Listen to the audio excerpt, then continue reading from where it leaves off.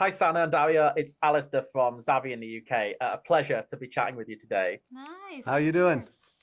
I'm doing great. I'm doing great. Dario, I'm going to start with you because, of course, you were hired to be the showrunner like midway through production. With the aim of essentially, starting from scratch. So I want to know, was it maybe the hardest challenge of your career to sort of reverse engineer a new show out of what was already filmed? Oh yeah. I mean, I'll just answer. It was incredibly challenging, but it was also so much fun. It was a sick kind of puzzle, is what I like to say. And as somebody who had worked on The Punisher and is such a fan of these, when they came to me and they showed me what they had and they were feeling pretty good about it, and it was pretty cool. It was so obvious what the show wanted to be. And like coming in and finding a way to give context with the first episode and give conclusion with the last episodes and then thread stuff in between that held it all together.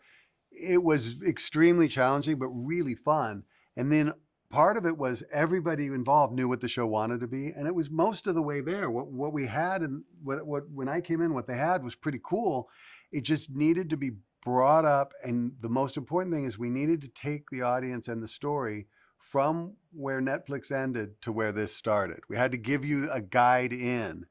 And it was challenging, except I had amazing resources. I had a studio that was super supportive with an executive producer who thinks editorially in a great way.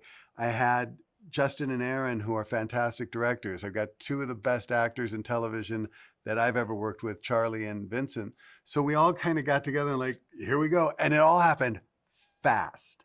I mean, Yeah. this was a very quick moving train. So you had no time to freak out until it was done. Yeah, exactly. You read about it, and then I've seen the first two episodes. I'm like, there wasn't any problem at all. This is perfect to me. Yeah. Well, there was no real reverse engineering. If you again, the material was there. We kept a lot of the original material. Great work, great directing, great cinematography, great acting. All of that was there. We just needed to expand on it. So Sana, of course, as you know, from the Marvel Comics world, I mean, people will be going into this and thinking, Born Again, but didn't Daredevil cover that in the third season? Yes, Yeah. they did. Yeah. But I mean, the series appears to be drawing more heavily from the recent Devil's Reign storyline Yeah. in the book. So would you say that this is more of a straightforward adaptation of that one? It's I wouldn't say it's a straightforward adaptation of any one book per se, but it is, I would say, Devil's Reign, Chip Zdarsky, Mayor Fisk, and the Muse Run by Charles Soule. There's little splashes. I should have mentioned this before because of Kirsten McDuffie. You've got a little splash of Mark Waid in there too. And of course, always Brian Bendis, Alex Maleev.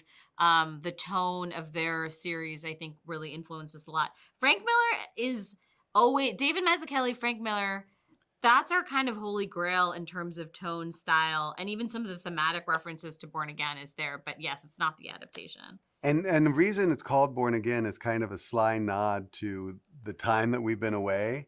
And as we just were talking about at lunch, this is kind of because of the events that happened at the top of this season. It's a new origin story.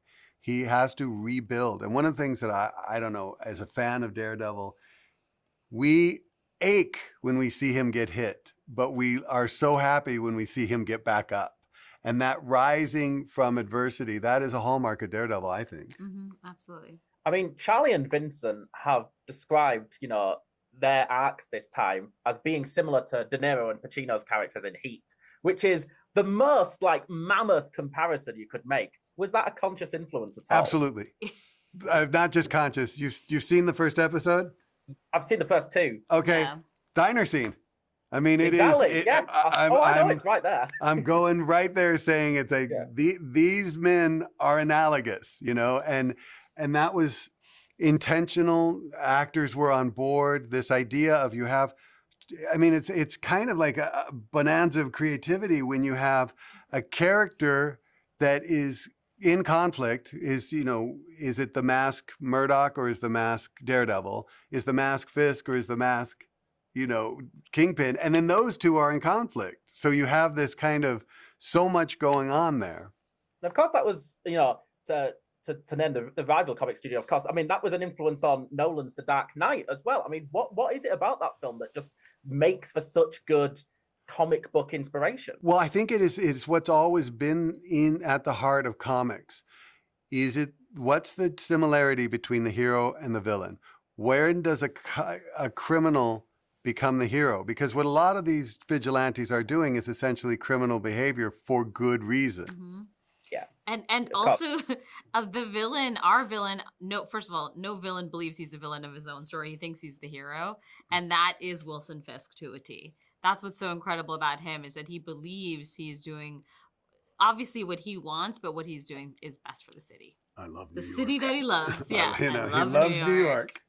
What I want to ask is, with Marvel projects, there's usually such a massive gap in between them on the big and small screen. As you're going straight ahead with a second season, I mean, does that mean this is less connected to the MCU and we can keep having more regular seasons of Daredevil than other Marvel shows? Well, we just, in between interviews, we were just talking about that. The intention, from what I understand, is to have regular seasons of Daredevil and of the Marvel shows. This train is on its own track in terms of timeline, in terms of making it. Introductions of the other things from the MCU or crossovers into the MCU, that's all kind of TBD. But how our world interacts with that world is really kind of like, we're a corner of New York, but there are doors open to come in. You know, there are subway stops that will take you from Hell's Kitchen uptown if you need to go, you know? And we're always talking about it. I mean, obviously, Kevin, Lou, and Brad are very aware and excited about what we're doing. And so if there's opportunities, of course, I'm sure they'll be excited about it. But right now, I think they want to support Daredevil, the TV show, in Hell's Kitchen and Brooklyn. Yeah. and that is what's exciting to all of us.